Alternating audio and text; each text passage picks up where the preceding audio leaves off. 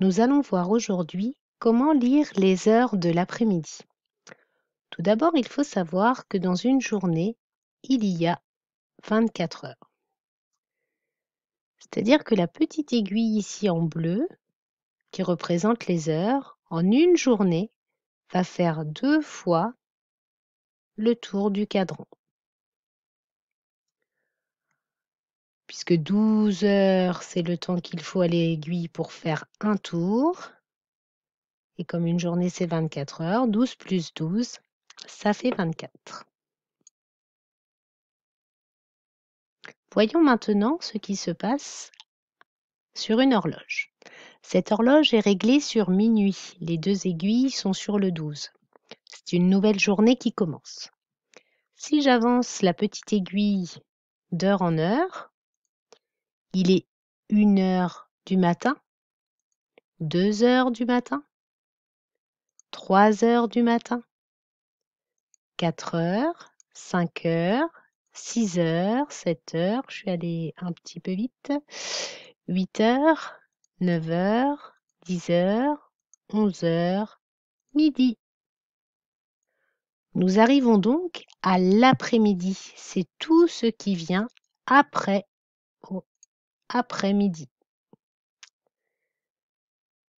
Donc après-midi, il est 13 heures. En fait, je continue à compter après le 12.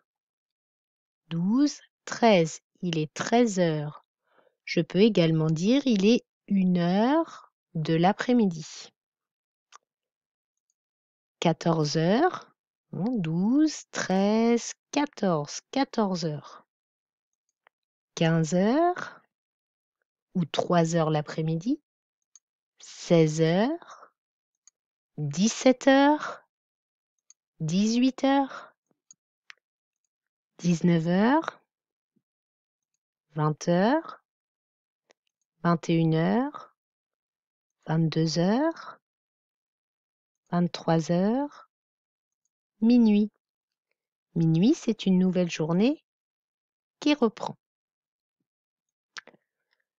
Voilà, sur cette horloge, maintenant, vous pouvez voir les heures du matin et à l'intérieur, les heures de l'après-midi.